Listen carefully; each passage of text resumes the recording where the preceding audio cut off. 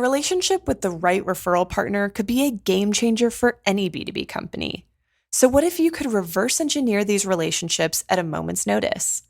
Start a podcast, invite potential referral partners to be guests on your show, and grow your referral network faster than ever.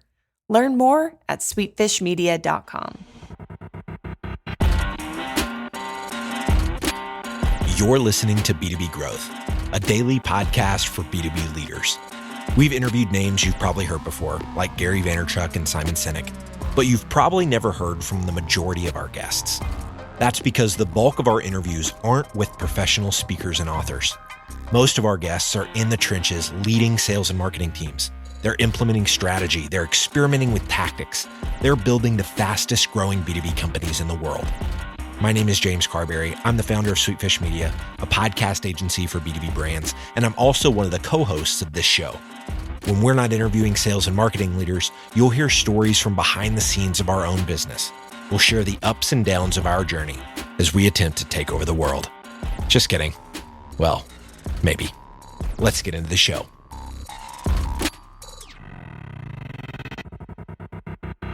Hello, and welcome to the B2B Growth Show Monthly Book Talk. I'm Douglas Burdett, host of the Marketing Book Podcast, where each week I publish an interview with the author of a new marketing or sales book to help my listeners succeed in the quickly changing world of marketing and sales. Joining me is my friend James Muir, author of The Perfect Close, The Secret to Closing Sales, the Best-Selling Practices and Techniques for Closing the Deal. In this monthly episode of the B2B Growth Show, we recap some of the key ideas from the marketing and sales books that were recently featured on the Marketing Book Podcast. I read every book featured on the Marketing Book Podcast, but James reads even more books than I do, and he listens to every episode of the Marketing Book Podcast. So I'm delighted that he can join me. And if either of us can recommend any marketing or sales books or other resources for whatever situation you find yourself in, please feel free to connect with us on LinkedIn where we can chat, and we'll do our best to point you in the right direction and try and save you some time. James, welcome to the B2B Growth Show Book Talk. Thank you, Douglas. And of course, that's how we met, because I listened to every single episode of the Marketing Book Podcast. And I appreciate your listenership. It's one of my favorite shows, hands down. No BS. Thanks. So in this episode, we're going to talk about 5 recent books featured on the Marketing Book Podcast. And those are Non-Obvious Megatrends, How to See What Others Miss and Predict the Future by Rohit Bhargava, Fanocracy, Turning Fans into Customers and Customers into Fans by David Meerman Scott and Rico Scott, The Will to Die, a novel of suspense by Joe Pulizzi, Alchemy, The Dark Art and Curious Science of Creating Brands, Business and Life by Rory Sutherland, and finally, Performance Partnerships, The Checkered Past, Changing Present and Exciting Future of Affiliate Marketing by Robert Glazer. So on to the books. And first up, we have Non-Obvious Megatrends, How to See What Others Miss and Predict the Future by Rohit Bhargava. Of course, he's been on the show a few times now. And this book is part of that Non-Obvious Trends series, of which I'm a fan. And this book kind of goes one step further in telling us how we can spot our own trends. So tell us a little bit about Non-Obvious Megatrends. Yes, well, interestingly enough, Rohit is the one and only member of the Marketing Book Podcast 5 Timers Club now. And there is one other guy, Mark Schaefer, who's the one and only member of the 6 Timers Club. But Rohit has been catapulted to the top there because for several years, he was always the first guest each year because his book would come out about what all the trends were that were happening. Yeah. So now what he's doing here, though, is he going to stay in that line of work, but he's not going to have a book every year. And also, I think it was a lot of the retailers were like, well, you're going to come out with another one. Why should we buy these? But his book is already a Wall Street Journal and USA Today bestseller. And basically what he does is, and he's done this for years, is he is a careful observer. He and his team, actually, they observe all these interesting things that are going on, all these things that could be part of a trend. And then what they do is they are able to see which trends seem to be picking up velocity. So the ones that are starting to take off, and those become sort of the mega trends. And it's very interesting. And then the other thing that's just amazing about what he does is he goes back and grades himself. He goes back 10 years saying, here's where I got it right. And it's interesting because his ability to spot these trends is only getting better and better. It's almost like machine learning. And so there's always very interesting trends there. And as I once said a couple of years ago, his book reminded me of how, when my kids were growing up, I would never notice that they were growing up because I was there every day. But then somebody would come along who'd maybe only seen them once a year and they'd say, wow, they've really grown. It was the same sort of thing reading his books where I'm reading about these things that I probably heard about, but I didn't realize that they were, for lack of a better term, a thing. And once a year, you read his book and you start to realize, wow, this is really starting to become much more significant. And he shows you how to spot trends. And he also skewers a lot of the charlatans that claim to be talking about trends. And it's really bad at the end of each year where they say, oh, these are the top things for next year, or these were the biggest trends this year. And he shows how most people doing that are trying to sell something. So like if you're in the drone business, you're going to say, this was the year of drones. Yeah. He kind of blasts those guys. Yeah. So it made me smarter about observing what was going on. Very self-serving trends. Yeah. So it makes you a little more, skeptical. And he talks about how it's important to understand the difference between a trend and a fad. So a lot of people mistake fads as trends. Like I said earlier, it's a trend if it's actually picking up velocity, picking up a head of steam. If it's a fad if it comes and goes. It's really very interesting how he does these things. But one of the most interesting things in the book, and I've seen traces of this in other books that I've read for the show, is he talks about this human mode. And in this increasingly digital, somewhat impersonal world, the power of authenticity is becoming even more important and powerful. And he talks about the importance of showing vulnerability and unperfection. And humans are looking for vulnerability and unperfection. So one of the worst things you could do is to try to appear too slick, too polished. It's just too suspicious. And this kind of goes against the grain of a lot of businesses that want to seem perfect and perfectionistic. One of the other trends that he talked about that was so interesting is what he calls attention wealth, where I don't think a lot of companies realize that, as I jokingly say sometimes, your company's business message is competing with cat videos.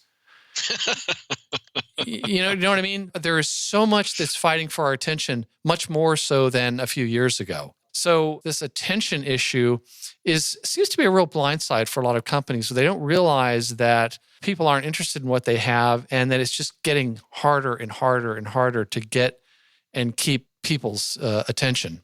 Agreed. And he actually goes one step further and kind of gives some suggestions on how to leverage those two trends that you just gave about, being more human, using more human language. It's okay to be flawed as long as it's authentic. And then on the attention wealth area, talking about storytelling and how you can use that to get their attention, how you need to do it in a way that people can see themselves in the story.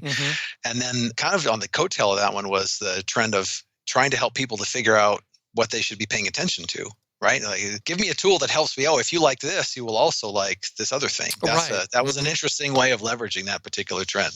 Yeah, and curation is a strategy that he used. I mean, even like this Marketing Book podcast, where it's helping people to decide what books they want to read or what topics they want to learn more about, which of course puts the pressure on me. Here you are. You're leveraging the trend right now. That's right. So it's like, oh my gosh, now I have to really, because there's so many books that now come in, there's tables of books now, and I'm having to, it's such a nice problem to have because when I started the podcast, I didn't think that there were 52 marketing books written per year. Evidently there are. There's a lot of them. So yeah, nice problem to have. So this book goes further into trying to help you understand and how to spy your own trends. He gives a bunch of different methods in there. We probably don't, with 5 books today, have time to go through all those.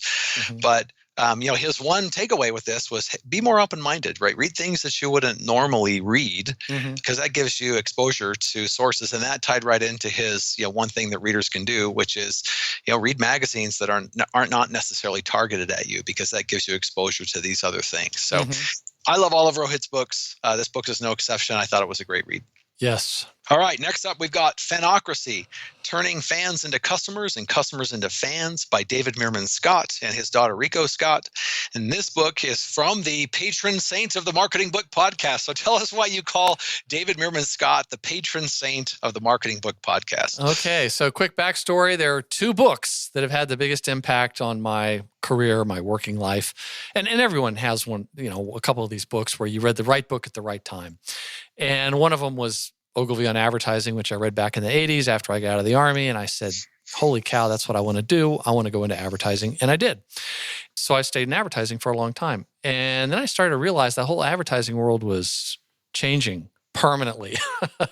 And kind of like we were just talking about, in terms of everyone can be a publisher now. There's lots of things trying to get our attention. There's no more captive audiences. And I thought, oh my goodness, this whole advertising thing that I really enjoyed, it's all going away. So I read some books and I finally stumbled upon his book, The New Rules of Marketing and PR. And it was the first edition. And I looked at that and I thought, that's where everything's going. And I felt like that's where I want to go. And that's, I got a second bite at the apple. So I read that book and became a big fan of his. And then I got to meet him at a couple of conferences and I got an autographed copy of his book. And he has 6 editions of that now. It's been out for over 10 years and it's in like 29 languages. And it's like the one book I often recommend for people that are trying to get a handle on modern marketing and sales.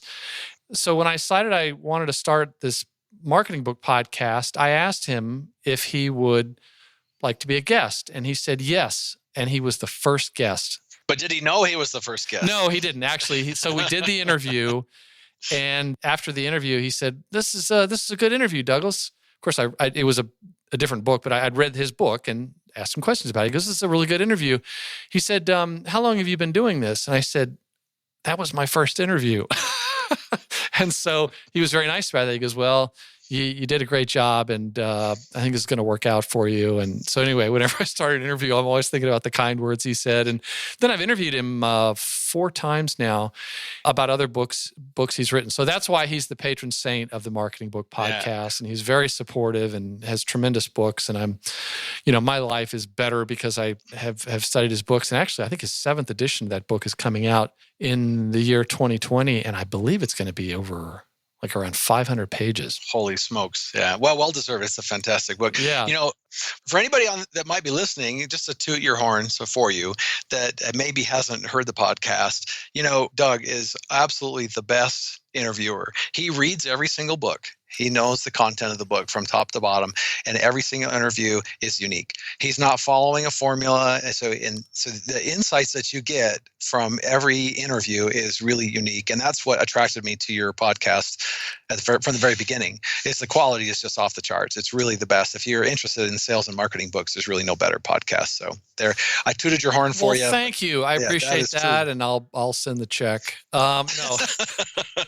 All right. No. Well, let's talk a little bit about turning fans into customers and customers into fans. This Fanocracy. So yes. So give us a little bit about the book. He wrote it with his daughter, who's a med student. And what they're talking about in the book is that it's not enough to have loyal customers now. Well, it's good to have loyal customers, happy customers, but the most successful companies are the ones whose customers become fans, like a raving fan. And they talk in the book about how to go about doing that. And it's, again, another book he's written that seems kind of counterintuitive, but then you read the book and you realize he gives all these examples of companies that have not just customers, but fans.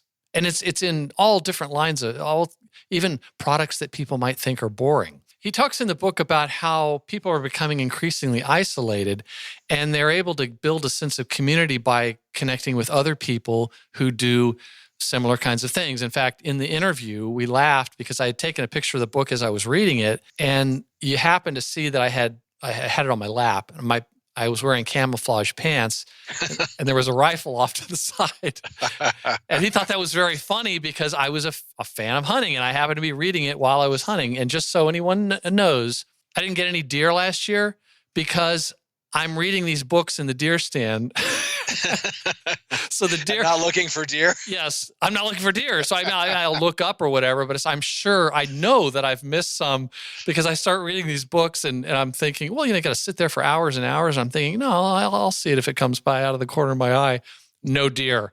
So anyway, the Marketing Book Podcast is saving wildlife. So, but he talks about the idea of people becoming big fans of companies, and it's because the companies are able to shine the light back on the fans and what customers are really interested in. Agreed. And so he offers some keys in the book, right, about being personal, about having empathy, which we've heard in some other, good marketing books, understanding your customer, having curiosity in your customer.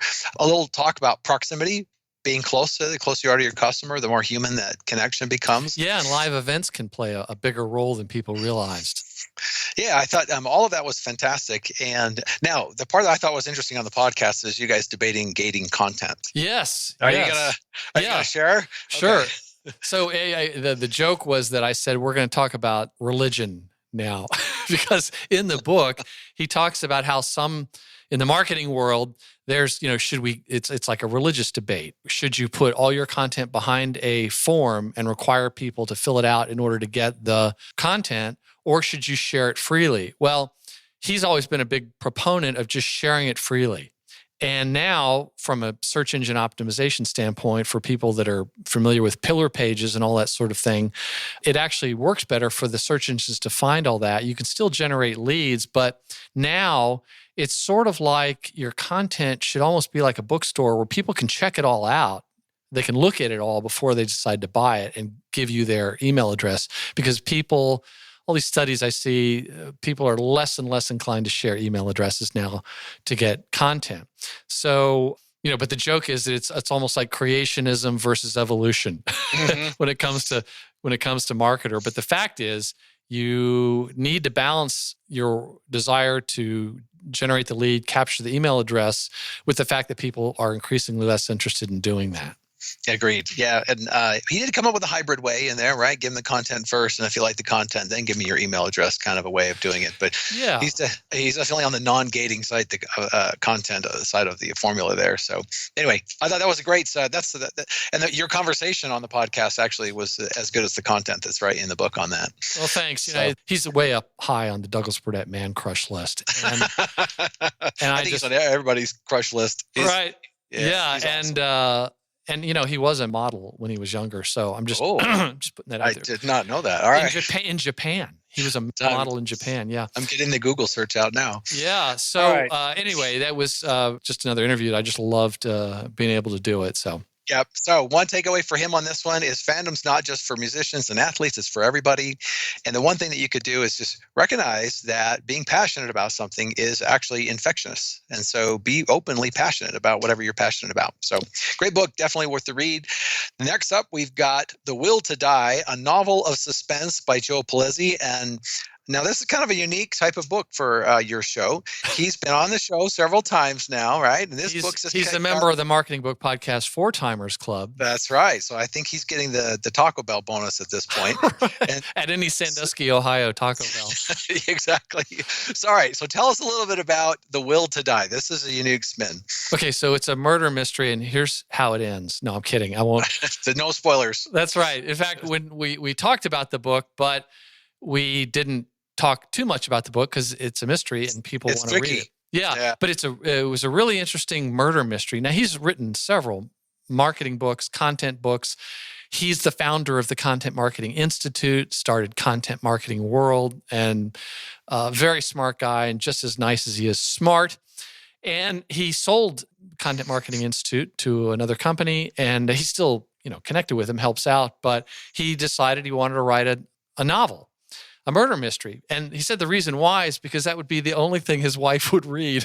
Because Only way to get our attention. Yeah, isn't it strange, James, what we will do? I mean, I don't know. We've both been married a long time to our wives, and we're still trying to impress them, and it doesn't work.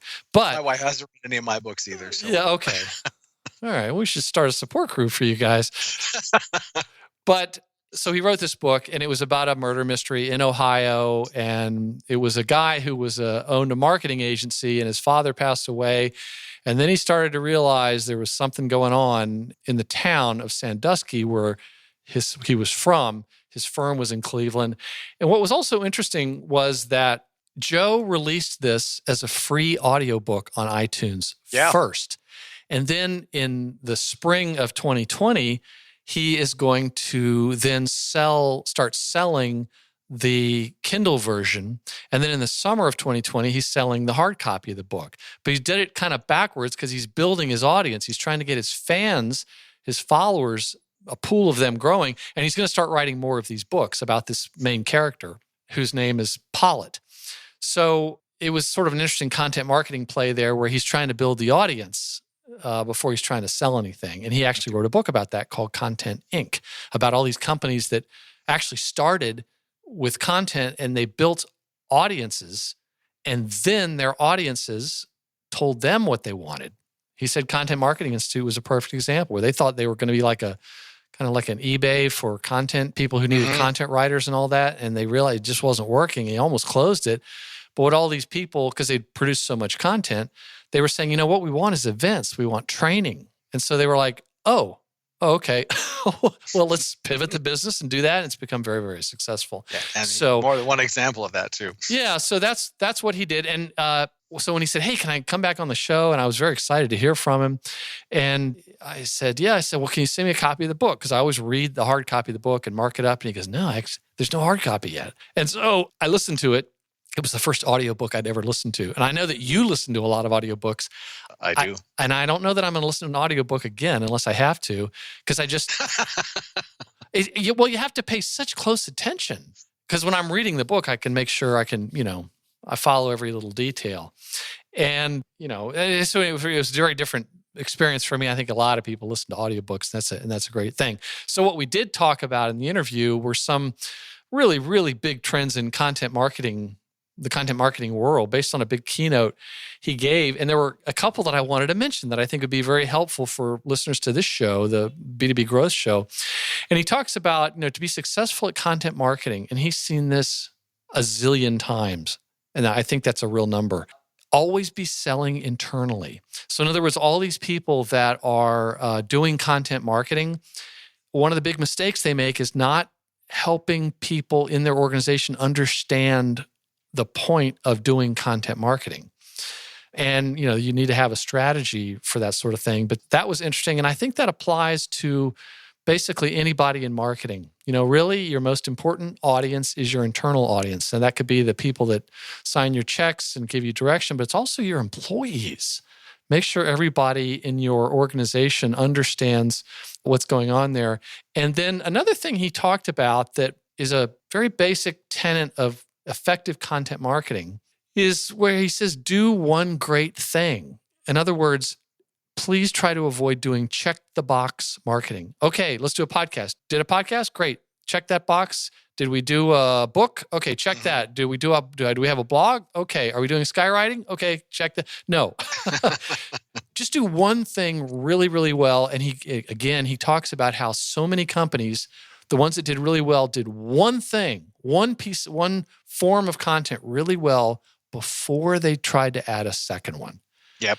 So that's multiple examples of that. Yeah. The one other thing I wanted to mention that he talked about, where he says, plan for the end of social, meaning social media is not going to go away, but the organic reach of social, where social is going to become much, much more than it already is about pay to play. So if you want, like we talked about earlier in this conversation about the difficulty trying to get people's attention, I hear all the time that, if let's say you have 1,000 Facebook fans of your company's Facebook page, there's probably only 25 that Facebook is showing what you're you're publishing. Everyone's always amazed to hear that. It's like maybe 1% to 2% of your audience is seeing it. Now, if you want more people to see it, you got to give Facebook money. Yep. And that works well for their business. But I think a lot of people still have this antiquated, that's a funny word to use when talking about social media, but an antiquated view of social media being, quote, free. So, plan for the end of social. Stop thinking of it as free media. It's great media. It's great for, it's like so many tactics. It works really well in certain instances, but it's not this cure-all that a lot of people have. So that was a very different kind of interview. It was a piece of fiction, which I tend not to have. But I think it was... but a good interview, yeah. Yeah, really definitely. full of a lot of helpful information for It was. folks. And I would kind of put that book into sort of the category of infotainment, right? It's entertaining with some marketing lessons mixed in, so which for me is a good combo. So I enjoyed it. Yeah. All right. Well, next up, we've got Alchemy. And I love this title, Alchemy, the Dark Art and Curious Science of Creating Brands, Business, and Life by Rory Sutherland. Now, I think anybody who wants to see the world and people more accurately will like this book. Right. So tell us a little bit about Alchemy, the Dark Art and Curious Science. Yes. It brings to mind Harry Potter. And of course, Rory is an Englishman, and he's the vice chairman of Ogilvy in UK. This book was one of the most interesting books I've ever read. It's a big book, too. And it was over 350 pages, and it was a real adventure to read. And as I said, I was being mean, of course, but I said, if Malcolm Gladwell had a sense of humor, this is the book he would have written. So, I'm sure Malcolm Gladwell has a sense of humor, but... You just lost your chance of getting Malcolm Gladwell. Yeah, okay, well, sorry, sir. Sorry, Mr. Gladwell. Actually, I'm reading one of his books right now called Talking to Strangers. I'm enjoying it very much. This is phenomenal. So that's my effort to suck up to him. So at the core of the book, he talks about how so much of what happens in the world and in business is illogical. It has to, and much of what goes on in the human brain, it's not as logical as we think it is. Mm-hmm. And the problem is in our this scientific world we're in, people are trying to solve problems with logic when they should be using what he calls psychologic, meaning understanding what drives human behavior actually produces better results, but so few people's brains are trained that way. It was also an interesting interview because I didn't get to talk much, not that I wanted to. He was just on fire. He was just going to town. And he's also a very popular TED Talk speaker. But let me just mention something. He talks about how the book is not an attack on the uses of logic or reason, but it's an attack on a dangerous kind of logical overreach, which demands that every solution should have a convincing rationale before it can even be considered or attempted. It brought to mind, amongst other things, there was so much in this book, but if you think about in sales, people don't buy the best product. That's usually, people don't buy the cheapest product. And now why is that? There's other reasons why they do that, and it's for very interesting reasons that have to do with the human brain and what humans want. He talks about how we have this culture now that prizes measuring things over understanding people. And I thought that was a big part of the book where he's saying, yes, you should measure things, but more importantly, you'll be much more successful. And he has example after example of companies that, once again, that understood their customers better. They always win. And some of the greatest business ideas, despite what company founders will tell you about how logical they came about, he says almost all of them were accidents. Yes. So and tons of data in the book on that. Yes. Oh, one scientific study after another. It was just, as I think I said, reading his book was an adventure. A very entertaining book. In fact, I wouldn't describe the book as a cookbook on how to do things. It's inspiring. It's encouraging us to think differently and move past sort of superficial analysis. But I'm going to read this book again, right? Because it's I was thinking the same thing. Yeah, but it's also, you got to wrap your head around all the information in there. It's just amazing. It's unusually deep for such an entertaining book, I would say. Yes. And, as you can imagine, I struggle with any kind of deep concept. Anything that requires me to think is really a struggle. And that's why, his book did get me to do that one thing I hate to do, which is to think. So yeah, and it really, I heard from a lot of listeners, they really enjoyed it. And that's one that I might actually go back and reread, which I don't often do. I think I would really enjoy that. I'd probably get even more out of it the second time. It's like a movie you see several times. You enjoy it more and more each time. You catch more because it's so rich. Well, that book is definitely one of those. So his one takeaway was, if your definition of success involves in some form of human behavior, which literally whose definition wouldn't include some form of human behavior, well, then logic alone is not going to be sufficient toolkit for that. You've got to go to psychology, right? And then that ties right into his one thing you can do, which is you got to question your assumptions, right? Because there's about 1 million examples in that book where the assumptions that we're making are not correct. Mm-hmm. So definitely a great book. Critical reminder that the world isn't what it seems to be, right? And then well said, yes. It's like there's a lot of beliefs that we have in our brains just aren't accurate. And that causes us to see the world in the way that's not accurate. And of course, it's much easier to create value if you accurately perceive the world. So outstanding read. Last up, we have Performance Partnerships, The Checkered Past, Changing Present, and Exciting Future of Affiliate Marketing by Robert Glazer. And there is just massive leverage in partnerships and affiliate marketing. So I was really excited to read this book. Tell us a little bit about Robert Glazer's new book. So he's an expert on affiliate marketing. And one reason I was particularly keen on having that book on is because I'd never had a book after 250 episodes about affiliate marketing. And so I wanted to learn more about it. And it was something where I could just imagine some listener coming into work on Monday and the CEO says, affiliate marketing, what are you guys doing about that? Mm-hmm. It's like, you better, come on, folks, you gotta know what this stuff is. And so it was very, very interesting. And he talked about how affiliate marketing was like a scene from that movie, The Big Short, where all these guys in the subprime lending world thought, you can't lose. We're minting money. There's no downside of, making these bad loans. They're going to be backed up. And years ago, we went to an affiliate marketing convention. It might have been in Vegas, appropriately.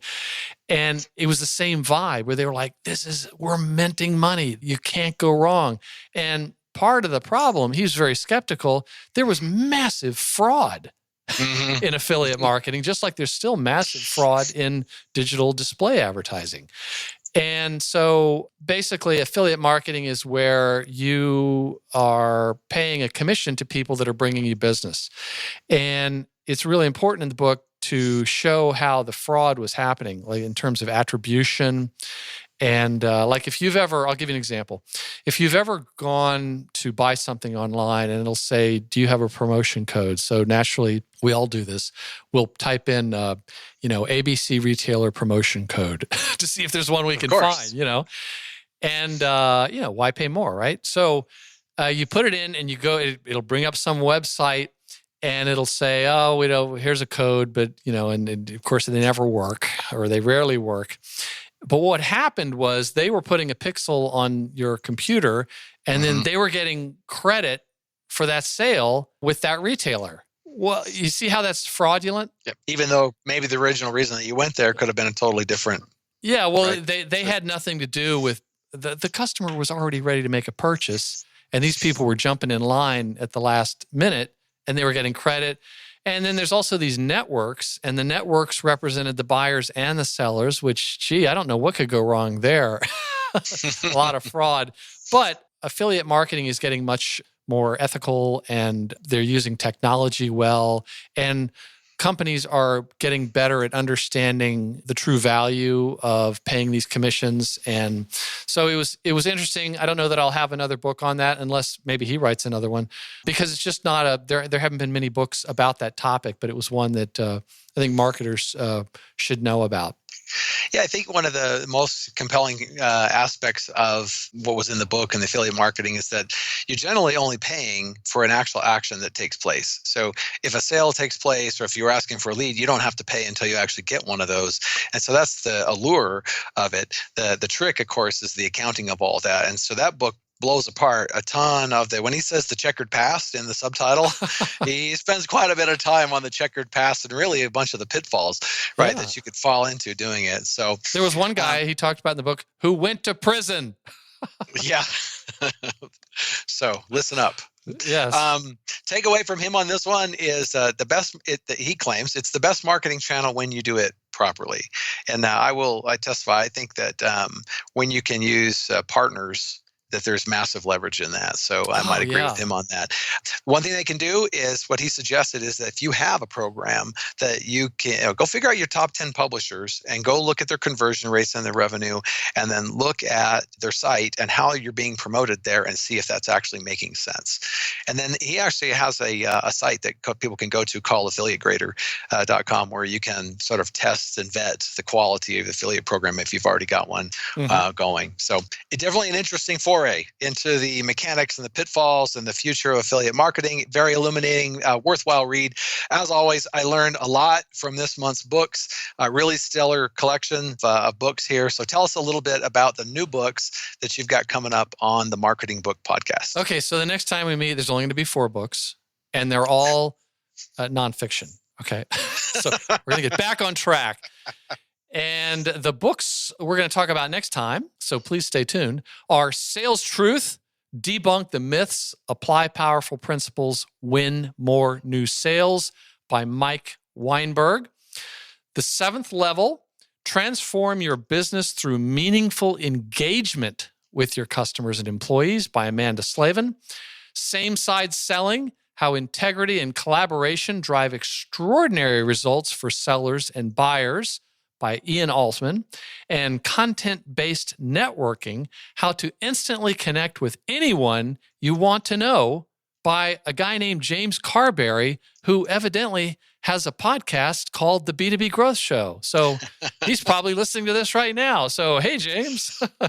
But James, and next episode, the next episode of the Book Talk, we're going to be talking about you, my friend, but it's only going to be good stuff. So that's it for this month's B2B Growth Show Book Talk. To learn more about the Marketing Book Podcast, visit marketingbookpodcast.com. And to learn more about James and his excellent book, The Perfect Close, visit puremuir.com. And that's spelled PUREMUIR.com. And as I mentioned earlier, if either of us can recommend a specific sales or marketing book or other resource for whatever situation you find yourself in, connect with us on LinkedIn where we can chat and we'll do our best to get you pointed in the right direction. And remember, keep learning because these days the big learners are big earners. Hey there, this is James Carberry, founder of Sweetfish Media and one of the co-hosts of this show. For the last year and a half, I've been working on my very first book. In the book, I share the 3-part framework we've used as the foundation for our growth here at Sweetfish. Now, there are lots of companies that have raised a bunch of money and have grown insanely fast, and we've featured a lot of them here on the show. We've decided to bootstrap our business, which usually equates to pretty slow growth. But using the strategy outlined in the book, we're on pace to be one of Inc.'s fastest growing companies in 2020. The book is called Content-Based Networking, How to Instantly Connect with Anyone You Want to Know. If you're a fan of audiobooks like me, you can find the book on Audible, or if you like physical books, you can also find it on Amazon. Just search Content-Based Networking or James Carberry, Carbary, in Audible or Amazon, and it should pop right up.